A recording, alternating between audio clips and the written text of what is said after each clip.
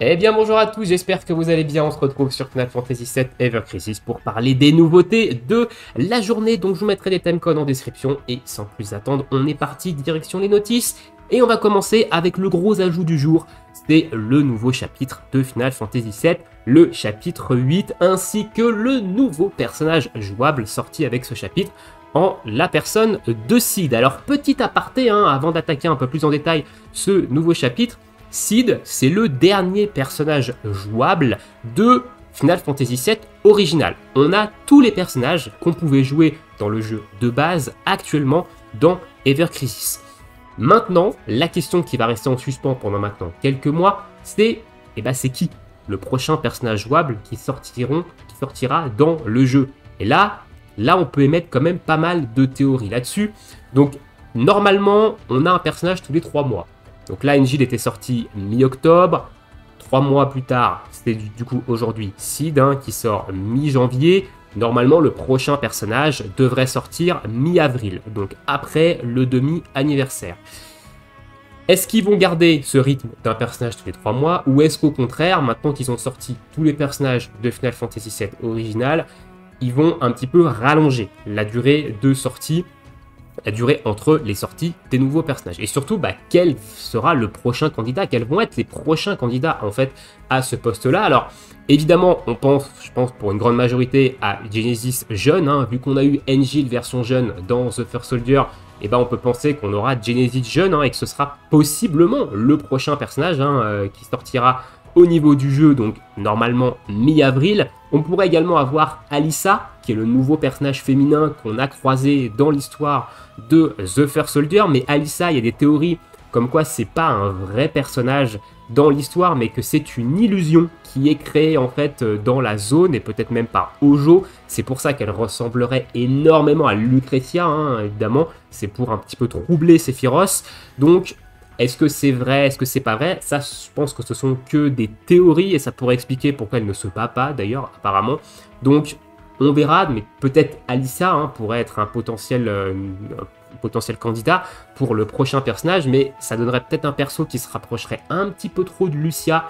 Donc, à voir à ce niveau-là. Et du coup, derrière, ils ont un petit peu la porte ouverte. On pourrait penser aux Turcs. Là, ils ont l'embarras du choix. Ils ont Cissney, Elena, Rude, Teng et Reno, je crois. J'en oublie pas forcément. Voilà, donc, ils pourraient sortir, en fait, ces différents personnages-là. Ils pourraient sortir Biggs, Wedge et j'ai paumé le nom du troisième, mais... les trois antagonistes qui sont avec Barrett et Cloud au tout début du jeu, on pourrait avoir évidemment ces personnages-là. Moi, il y a un personnage qu'on a vu à un seul moment, qu'on n'a pas vu dans Final Fantasy VII original, qui fait partie du DLC de Yuffie, donc le DLC de Final Fantasy VII Remake, avec Yuffie, c'est Sonon. Et moi, j'aimerais énormément qu'ils nous sortent le personnage de Sonon, parce que j'avais beaucoup aimé ce personnage dans le DLC de Yuffie. En plus, c'est un espèce de moine qui se bat avec un bâton, il a des attaques vraiment ultra stylées. Et honnêtement, j'aimerais beaucoup qu'ils nous sortent le personnage de Sonon. Honnêtement, ça serait vraiment quelque chose de cool de l'avoir de jouable dans Final Fantasy VII Ever Crisis. Je trouve que c'est un personnage qui fait partie de l'univers, encore une fois, vu que c'est de l'acolyte de Yuffie dans son DLC. Donc honnêtement, moi j'aimerais bien qu'il développe un petit peu plus ce personnage-là dans Ever Crisis, mais ça c'est un souhait un petit peu plus personnel. Donc voilà. Bon, parenthèse finie un petit peu sur la question du quel va être le nouveau personnage jouable maintenant que Cid est sorti dans le jeu. Dites-moi ce que vous pensez dans l'espace commentaire. Quels sont les personnages que vous aimeriez voir en termes de personnages jouables dans le jeu également, parce que là, ils ont vraiment un petit peu l'autoroute, la porte ouverte, et écoutez, réponse un peu dans quelques mois. Nouveau chapitre, du coup, de Final Fantasy VII, le chapitre 8 avec l'arrivée de Cid. Donc, l'arrivée de Cid, évidemment, met à jour pas mal de choses au niveau du jeu. On a les nouvelles quêtes premium, on a ses armes dans le shop d'achat d'armes, on a son arme de guilde, on a son arme ultime, on a son emplacement dans le Hidewind Collection, il y a un nouvel item dans le Haut-Vent, on a également l'ajout des armes dans le pool des tickets, tout ça. On commence à connaître maintenant avec les nouveaux personnages. Au niveau du chapitre, maintenant, donc moi je l'ai fait, le chapitre, alors attention, il y aura un peu de spoil ici, donc si jamais vous ne voulez pas trop être spoil sur ce qui se passe dans ce chapitre 7, peut-être avancer au prochain timecode. Voilà, je préfère vous prévenir maintenant. Donc je l'ai terminé, il y a un seul niveau extra qui est pas très compliqué et il y a 4 sections et une subsection 1. Petit tips pour la subsection 1, non pour celle-ci, pour la main section 4, pardon, le True Identity. Pour la mission The Secret Date, c'est la mission où vous avez un date. Donc vous choisissez Tifa, Iris, je crois que dans l'original on peut même choisir Yuffie, mais là c'est que Iris ou Tifa dans cette partie-là.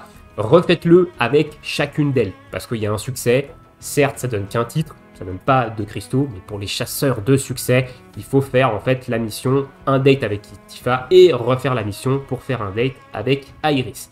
Autre chose dans la zone, donc celle-ci, le Yuffie Return. Alors c'est pas très intuitif, honnêtement, mais vous allez avoir des espèces de ventilateurs que vous allez pouvoir baisser. Une fois que le ventilateur il est baissé et du coup qu'il envoie du vent vers le ciel, vous pouvez monter dessus pour vous faire sauter plus haut. Donc c'est pas spécialement intuitif et c'est vrai que sur mobile c'est pas non plus ultra simple. Apparemment il y a des petits bugs.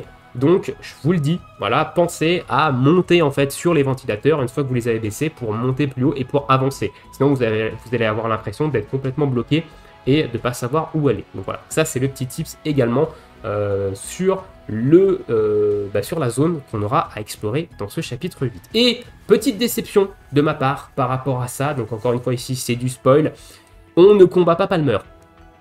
Je suis un petit peu déçu parce que c'est vrai que c'est un combat dans le jeu de base où on va shipper en fait le Tiny Bronco et on combat Palmer et c'est un combat assez drôle en fait et je suis un petit peu déçu qu'on ne le combatte pas. Ici hein, ils ont complètement sauté en fait cette phase là et d'ailleurs ils ont meublé ce chapitre 8 avec la partie de Wutai qui est une partie optionnelle de base dans le jeu. On n'est absolument pas obligé de la faire. Je crois que c'est la partie où il faut grimper la tour, où on va débloquer Léviathan, etc. Je crois que c'est toute cette partie-là. Et c'est une partie optionnelle de souvenirs dans le jeu. Donc ils ont meublé en fait ce chapitre 8 avec cette partie-là. Voilà. Et ils ont skip beaucoup de passages. Hein. Donc ça, c'est également un petit peu dommage. Mais bon, voilà. Globalement, ça reste évidemment un chapitre d'histoire basique. Au niveau maintenant de la campagne qui accompagne en fait la sortie de ce nouveau chapitre, hein, ici on a quand même certaines petites choses qui sont sympas. Donc déjà, vous allez vous loguer, vous allez avoir un login bonus qui va vous donner 1500 cristaux ainsi que d'autres choses. On ira le voir juste après dans le détail de ce login bonus. Vous avez des tickets 5 étoiles garantis, tout ça. Donc ça reste quand même plutôt cool. Ici, on a également un panel de missions qui est propre à Seed, dans lesquels vous allez avoir des tickets d'invocation pour Seed, des memories pour le sphérié de Seed, ainsi que des mithril or, hein, donc du coup jusqu'à 60. De quoi monter une arme niveau 110 et de quoi monter une arme niveau 110, je crois, directement, parce que c'est 50 mithril or pour monter une arme niveau 110 direct. Pourquoi pas. Ensuite, on va avoir un petit boost d'XP. Donc pour les personnages qui sont 70 ou moins, vous allez avoir un boost d'XP de 1000%.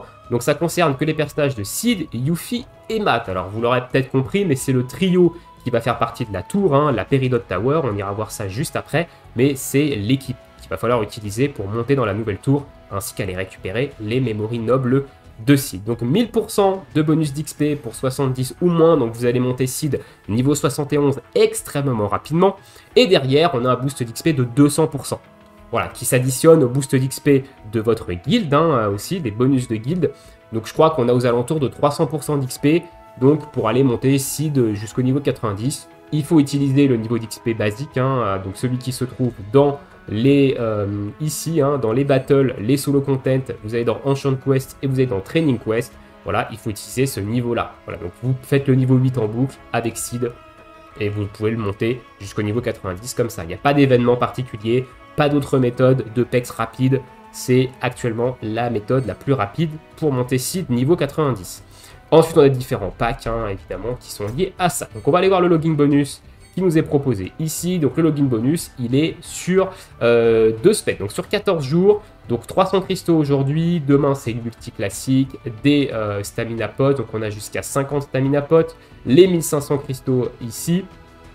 On a 300 memory voucher. Ce qui est pas mal, hein, pour compléter les mémories de Seed si jamais vous n'en avez pas assez. On a une multi 4 étoiles et plus, une multi classique. Et on a un 5 étoiles garanti et un 5 étoiles garanti de FF7 et de Crisis Core. Dans les 5 étoiles garanties de FF7, ils ont rajouté les armes de Seed.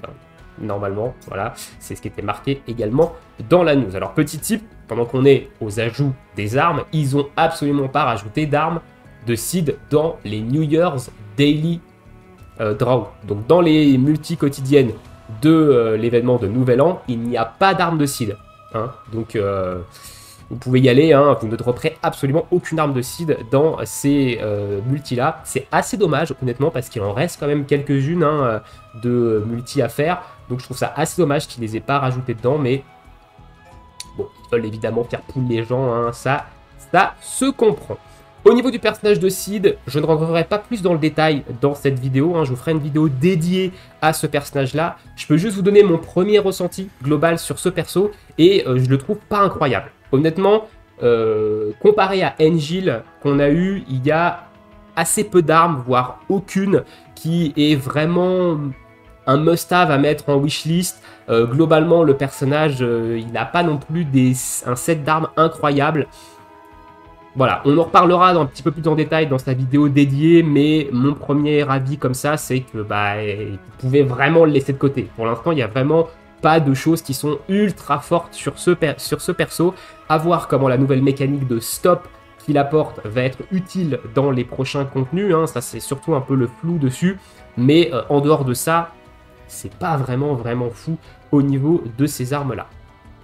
La nouvelle tour, du coup, qui fait sens avec le nouveau personnage, donc la Peridot Tower, hein, ici, qui a 40 étages, qui va nous permettre également de compléter les missions. Donc le panel de missions, j'en ai pas parlé, on va en parler vite fait maintenant, qui vous demande de faire des choses. Donc il faut monter style niveau 80, il faut faire le B1, le B10 et le B30 de la Peridot Tower.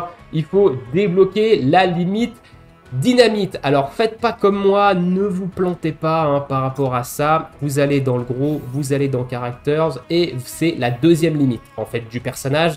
Donc on va descendre tout en bas, d'ailleurs c'est un petit peu chiant ça, ils n'ont toujours pas mis de quality of life là-dessus. Moi j'ai sélectionné l'hyper jump comme un débile, hein, mais pour débloquer l'hyper jump, il faut avoir la dynamite level 5. Et le truc c'est que si je veux débloquer dynamite, il faut que j'attende 24 heures.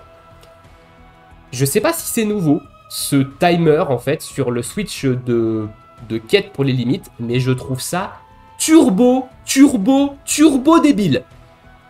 À quel moment tu limites ton joueur comme ça pour aucune raison? Il n'y a même pas de raison de mettre un timer de 24 heures ici pour changer les contrats. Alors je ne sais pas si c'est nouveau ou pas. J'avoue, j'avais jamais fait gaffe, mais je trouve ça absurde. Donc là, je vais être obligé d'attendre demain, voilà, pour pouvoir sélectionner Dynamite. Donc, ne vous trompez pas, hein, faites pas comme moi. Sélectionnez bien Dynamite si vous voulez compléter en fait la quête aujourd'hui et récupérer les invocations dans le panel de mission. Voilà, hein, mais je trouve ça absolument absurde, ce timer sur le changement de limite. Donc, ici, et au niveau des missions complétées, il faut se loguer un jour, il faut faire 3 combats avec Seed, débloquer 100 notes de Seed, finir le chapitre 8, hein, vous obtenez un 5 étoiles garantie de Seed, et faire le B1. Donc là, en tout, il y a 100 invocations de Seed et un 5 étoiles garantie, et vous pouvez en récupérer 20 dans la tour, et on en a 30 ailleurs, un petit peu, donc il y a 150 tickets d'invocation de Seed. Globalement, c'est moins qu'Engine. Hein. Engine, on avait eu plus de 200 tickets de souvenirs, si c'est pas 230 ou 240 tickets. Donc là, pour Seed, on a beaucoup moins d'invocations et c'est dommage. Honnêtement, c'est dommage. Hein. Je ne sais pas pourquoi ils ont mis moins d'invocations sur Seed que sur Angel. C'est franchement dommage, mais on en a 150. Donc vous avez 15 multi plus un 5 étoiles garantie sur le personnage de Seed. Bonne chance à vous. Hein. Dites-moi si vous avez eu de la chance. Moi, je ne les ai pas encore pull. Donc voilà. Et ici, on a des memories pour Seed, des memories pour Seed et les 60 Mithril Ore qui sont à récupérer ici. Donc voici pour le panel de mission. Au niveau de la tour, maintenant, donc Challenge, Quest, Battle Tower, et on va parler de la Peridot Tower. Donc les 3 personnages, c'est Matt, Yuffie et Seed qui sont demandés pour cette tour. J'ai fait les 5 premiers, la tour apparemment a très peu de difficultés, ça va dépendre évidemment des stuffs que vous avez sur Yuffie et des stuffs que vous avez sur Matt. C'est surtout eux qui vont carry, je pense, la tour, plus le Seed, hein, évidemment. Mais globalement, je pense que ça devrait bien se passer. Il y a énormément de cristaux à les récupérer, il y a pas mal d'invocations, il y a pas mal de ressources également, comme des Mithril Ore, etc. à aller récupérer. Donc faites-la, même si vous comptez pas jouer Seed à terme, faites-la quand même, hein, parce que il y a pas mal de récompenses à aller récupérer. Donc ça, c'est quand même plutôt cool. Et il faut finir le B30 de toute façon pour les différentes missions.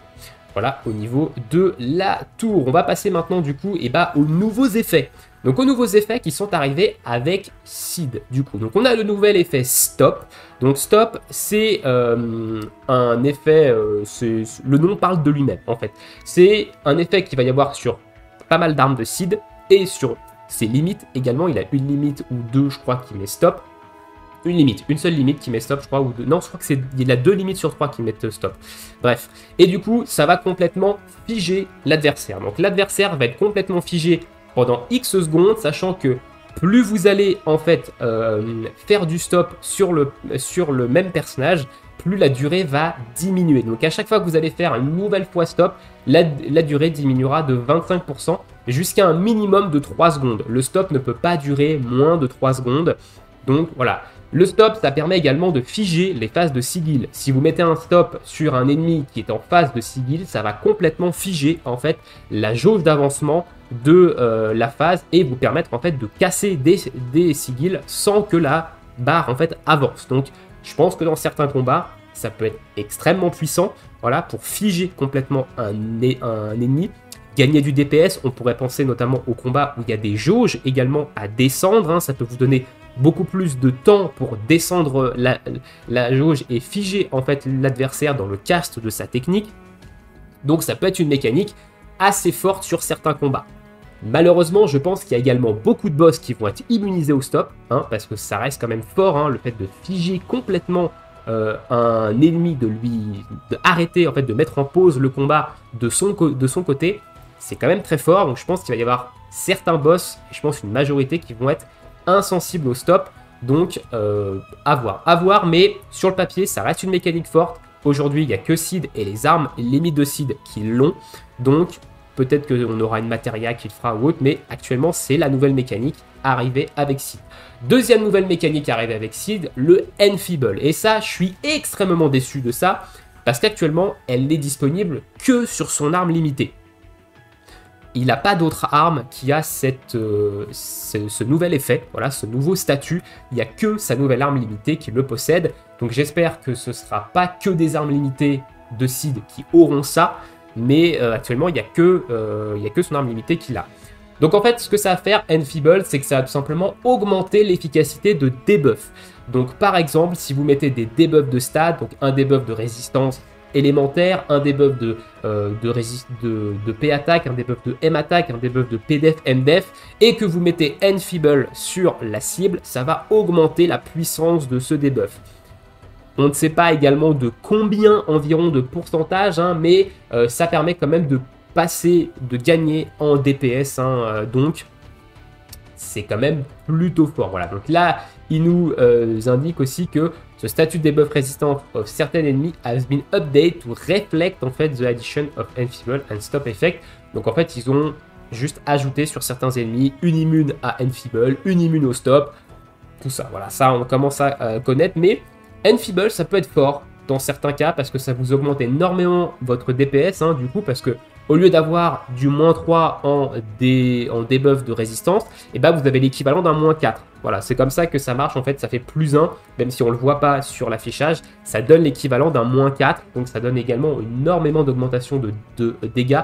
Donc je pense que dans certains contenus, ça pourrait être très fort. Alors évidemment, comme j'ai dit, c'est que sur son arme limitée actuellement. Son arme limitée, elle débuffe la résistance à la glace, donc actuellement dans un contenu avec une faiblesse à la glace, ça va énormément augmenter les dégâts. Donc ça peut être vraiment cool, mais c'est que sur son arme limitée. Donc voilà au niveau des nouveaux statuts. Au niveau maintenant des nouveaux événements, donc on va avoir le nouveau Critical Threat de Stilva. Alors ils lui ont mis une résistance à la glace, enfin une faiblesse à la glace, alors que dans Final Fantasy VII de base, hein, c'est un ennemi qui est connu, c'est le scorpion rouge qu'on rencontre dans le glacier, qui a d'ailleurs un talent de l'ennemi extrêmement puissant, je sais plus, je crois que c'est Souffle Magie, le talent de l'ennemi qu'il faut récupérer sur lui, et qui est quand même assez puissant, et bah il a de base aucune faiblesse élémentaire. Et là, il lui a mis une faiblesse à la glace, hein, évidemment.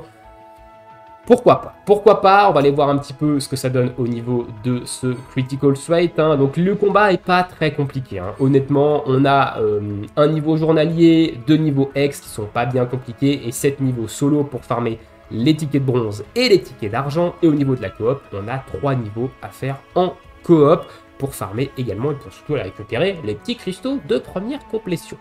Au niveau des missions, donc au niveau des missions, vous avez monté évidemment la nouvelle arme free-to-play niveau 90. Et je rappelle, faites-le, ça vous rend l'entièreté des matériaux. Voilà, dépenser de la stamina dans n'importe quel combat, faire de la synthétisation de matérias et dépenser de la stam en coop. Au niveau des dailies, dépenser jusqu'à 500 de stamina n'importe où dans le jeu. Ça c'est très bien, parce qu'en fait vous pouvez le faire dans d'autres contenus. Si vous n'avez pas fini de farmer par exemple l'événement du Nouvel An, et ben vous faites votre stamina dans l'événement du Nouvel An et ça vous complète les délits du Critical Strike. Donc ça c'est plutôt cool. Sachant que si vous oubliez de les récupérer, elles sont automatiquement envoyées dans votre boîte cadeau lors du reset quotidien. Voilà, donc vous inquiétez pas hein, si vous avez oublié de les récupérer. Il n'y a rien de perdu là-dedans. Et au niveau des Victory Draw, donc on a une nouvelle arme free-to-play pour Glenn, hein, le Stilva Glaive, qui lui va nous baisser la résistance à la glace en zone de -1 jusqu'à -2. Voilà, pourquoi pas à la limite, mais bon, quand on a Iris FF6, ce genre d'arme free-to-play, c'est ridiculement en dessous. Voilà, mais ça peut servir si jamais vous n'avez pas Iris free-to-play, hein, enfin Iris FF6 plutôt, free-to-play, non, FF6, pardon. Ça reste une bonne arme qui peut être intéressante dans certains combats. Les habilités HP, High Spot, ça c'est cool. Par contre, pour un build de DPS glace, ça c'est plutôt cool. Alors plutôt magique parce qu'on voit qu'elle a plus de M attaque que de P attaque. Mais ça peut fonctionner sur une arme physique aussi. Hein. Il y a quand même un bon pool d'HP. Donc ça reste plutôt cool. Et attaque, M attaque en termes de slot de matéria, c'est pas forcément une arme qu'on va utiliser en principal. Donc les slots de matéria, on s'en fiche un peu. Mais pas dégueulasse. L'arme free-to-play, honnêtement, elle est pas dégueulasse. Hein. Au niveau des différents price pools maintenant, donc là, on a des matériaux 5 étoiles pour crafter de la matéria, des tickets d'invocation classiques. Ici, on retrouve tickets d'invocation 4 étoiles et plus, des memories et des objets pour améliorer les armes, memories, etc. Blablabla, hop, pof, pof, bon, ça, on commence à connaître. Et au niveau du silver, donc on a des mithril or, la deuxième moitié de la multi classique, la deuxième moitié de la multi 4 étoiles et plus, des weapon parts pour Glenn, hein, donc ça c'est plutôt cool si jamais vous êtes comme moi et que vous voulez monter son arme limitée, le Stream Saber là, que vous n'avez pas au B6, ça peut être cool, hein, évidemment, les weapon parts de Glenn on prend, surtout qu'il y en a une centaine je crois, donc c'est plutôt sympa, et pas mal de mithril or et des blending stone ici, 4 étoiles physiques, donc là c'est marrant, c'est plutôt sympa également, donc voilà, donc faites-le. Le Critical Strike, ça reste quand même plutôt classique. On attend bien entendu les niveaux crash. Hein. Je suis très curieux de voir le boss en niveau crash. Le X1 et le X2 étaient franchement pas compliqués. Mais les niveaux X, ça fait un moment que c'est vraiment pas compliqué pour des joueurs de longue date. Donc voilà, on attend évidemment le niveau crash à ce niveau-là. Écoutez, on a fini pour le tour des news. On va maintenant passer rapidement sur la bannière parce que j'en reparlerai évidemment dans la vidéo sur Seed, mais bannière limit break. Alors ça, il fallait s'y attendre, hein, évidemment, que ça allait être une bannière limitée. On a eu le cas pour Vincent, on a eu le cas pour Angel. C'était sûr et certain que Seed allait être une bannière limitée. Ça pique. Par contre, hein, ça pique d'avoir une bannière limitée alors qu'on a encore une bannière limitée ici pour le Nouvel An. Une bannière limitée qui est vraiment intéressante parce que l'arme d'Iris est vraiment forte. L'arme de Tifa est également très intéressante en ce moment. Même si je pense que sur le long terme, ça va être celle qui va être le power creep le plus facilement. Mais ça, c'est mon avis perso. Donc là, on a une deuxième bannière limitée pour Seed. Ça pique un petit peu. On va regarder un petit peu maintenant au niveau de son costume. Alors son costume, je le trouve affreusement moche. Mais ça, c'est un goût personnel. Voilà, mais je trouve vraiment pas beau cette espèce de costume de cosmonaute. Mais il y en a qui kiffent. Voilà, donc les goûts et les couleurs, etc. Moi, je n'aime pas du tout. Par contre, son costume free-to-play, il est incroyablement beau. Je le trouve incroyablement beau, il est simple, mais il est très très efficace. Et honnêtement, je préfère largement le costume free-to-play en termes de design que celui-ci. Au niveau de ses air habilités, eh ben, il a le droit au buff debuff Extension All. Et je suis un peu déçu parce que je pensais pas que c'était lui qui allait avoir ça en premier. Je pensais que ça allait être de la Iris ou même de la Yuffie parce que le buff debuff Extension est arrivé avec la sortie de Yuffie. C'est elle qui a eu la première fois en fait cette air habilité. Donc j'aurais pensé que c'est elle qui allait avoir pour le premier ce All. Donc on a une augmentation de 20% de la durée des buffs et des debuffs. C'est pas énorme, 20%, mais c'est toujours ça de prix, honnêtement, mais c'est pas giga incroyablement haut. Mais voilà, on prend évidemment quand même, hein, ça reste quand même intéressant. Et Cosmic Protection, donc 20% de mag et Physical Defense et 10% de Magic et Physical Attack. Donc ça, c'est une air habilité qui a un nom différent chez chacun des personnages, mais qui est connu, hein. Ça c'est déjà le cas. On a Barret qui a un costume comme ça. On a, bah, je crois qu'il n'y a que lui qui a ce genre de costume. Si je me trompe pas, les autres, il y a des éléments, des résistes élémentaires dessus et des dégâts élémentaires, mais je crois qu'il n'y a que Barret qui a un truc comme ça. Peut-être un autre, je sais plus, enfin, c'est connu, voilà. Donc son costume, il est ok. Honnêtement, il est ok. Pour un premier costume, il est bien. Les 20%, ça reste, on prend, hein, évidemment, ça reste cool. Mais je pensais pas que ça allait être lui qui allait avoir ça en premier. Et sa Rocket Lance, hein, du coup, on va la prendre au B6 parce que c'est une arme limitée. Et pour moi, en dessous de OB6, les armes limitées, c'est très compliqué de les jouer, sauf exception, hein, évidemment. La dernière arme de Iris en date, elle est largement jouable en dessous de OB6, même si OB6, on atteint quand même, évidemment, un autre cap. Là, pour moi, cette arme-là, en dessous de OB6, c'est jouable. Aussi, hein, attention, elle est jouable. Moi, je la trouve jouable en dessous, mais c'est vrai qu'à OB6, elle dévoile évidemment tout son potentiel. Donc, on va la prendre 5 étoiles et on va la regarder OB6 ensuite. Donc, Cosmic Burst. 4 d'ATB, fait des dégâts magiques non élémentaires, applique Enfeeble, hein, du coup pendant 40 secondes, et diminue la résistance à la glace de mid avec un pot max de mid pendant 20 secondes. Donc c'est là où moi ça pêche un petit peu, parce qu'on a un pot max de mid. On peut pas aller au-delà de -2 en fait sur cette baisse de résistance à la glace, et du coup le Enfeeble qu'on va poser dessus va permettre en fait de donner l'équivalent à ce -2 d'être un -3. C'est pour ça que je dis que à 5 étoiles ou au B1, c'est une arme qui est largement jouable quand même, parce que le Enfeeble va permettre que le Ice Resist de -2 se transforme entre guillemets en -3. Donc c'est pour ça que ça reste jouable. Évidemment à OB6 c'est encore plus puissant parce qu'on a un -3 directement de Ice Resist, et avec le Enfeeble on a l'équivalent d'un -4. Donc là on a vraiment une grosse augmentation de dégâts, mais en 5 étoiles et au B1, ça reste très largement jouable comme arme, évidemment, au niveau de Sid. Au niveau de ses R habilités, on retrouve le boost attaque Olali, hein, qu'on avait également sur l'arme de Tifa du Nouvel An. Donc ça reste quand même plutôt intéressant, parce que c'est des armes qui peuvent être mises aussi bien dans des teams magiques que dans des teams physiques. Donc c'est plutôt cool. Et on a du buff debuff extension, encore une fois, donc ça c'est très très bon. Donc je trouve qu'on a une bonne combinaison de R habilité ici. En OB6, on monte à 40-27. En arme principale, 27, c'est quand même 120%, c'est quand même un level 4. 120% de buff debuff extension. C'est pas inintéressant, honnêtement. Et au niveau des slots de Materia, P-Attack et Sigil Croix. Alors c'est assez marrant parce qu'elle fait des dégâts magiques non élémentaires, et on a des slots d'augmentation de Materia physique. C'est chelou, honnêtement, c'est bizarre. Je sais pas pourquoi des fois ils font des trucs chelous comme ça sur les armes, c'est incompréhensible. Pourquoi ils ont pas mis des mag boost, des M attack boost plutôt que des P attack alors que l'arme tape en magique de base?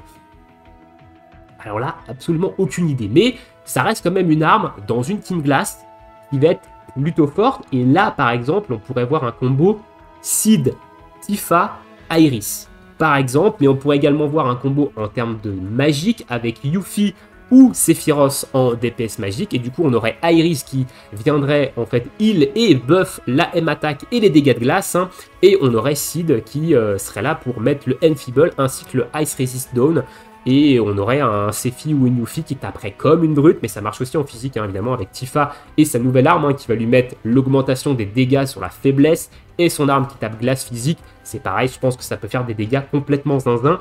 Donc on a ici une team glace qui prend encore une fois un turbo up, je pense, avec cette arme de Sid, et ça serait bien qu'ils optimisent aussi les autres teams élémentaires, parce que glace, ils ont vraiment tout, hein. Honnêtement ils ont quasiment tout là, donc c'est... faudrait qu'ils optimisent un peu le reste. Voilà, ça serait plutôt cool. Voilà un petit peu ce que je peux vous dire au niveau de la bannière de Sid. Est-ce que je vais invoquer dessus? Honnêtement, je me tâte quand même à aller récupérer le costume et aller au moins récupérer l'arme, parce que comme j'ai dit, l'arme, elle reste quand même jouable en OB0, OB1. Donc je me tâte quand même à faire une page, mais on a quand même le demi-anniversaire qui arrive en mars. Il va falloir commencer à économiser, hein. Ici, j'ai à peu près 30 000 cristaux. Ça peut me coûter cher une page, donc je pense que je vais skip. Honnêtement, je pense que je vais skip, mais la question est légitime, hein, parce que ça reste quand même une arme intéressante, mais... Le problème, c'est que Sid, j'en parlerai dans sa vidéo, c'est vrai que le reste de ses armes, je suis pas incroyablement fan. Donc, pour moi, ça va être du skip. Voilà un petit peu pour les news de la journée, ce que je peux vous en dire. Je pense qu'on a fait globalement le tour. Dites-moi ce que vous pensez de tout ça dans l'espace commentaire. Qu'est-ce que vous pensez de Seed à l'heure actuelle de votre côté? Est-ce que vous allez invoquer en fait sur cette bannière de Seed, ou au contraire, est-ce que vous allez attendre les prochaines bannières qui sortiront, ou alors est-ce que vous êtes comme moi en mode il va falloir commencer à économiser pour le demi-anniversaire parce qu'on risque d'avoir quelques petites dingueries quand même. Je rappelle que le demi-anniversaire démarre le 7 mars, donc début mars, donc dans à peu près un mois et demi maintenant. Donc ça va quand même venir assez vite et il va falloir économiser des cristaux. Je vous laisse ici, je vous souhaite à tous une très bonne journée, très bonne soirée, bon jeu et à bientôt. Ciao ciao.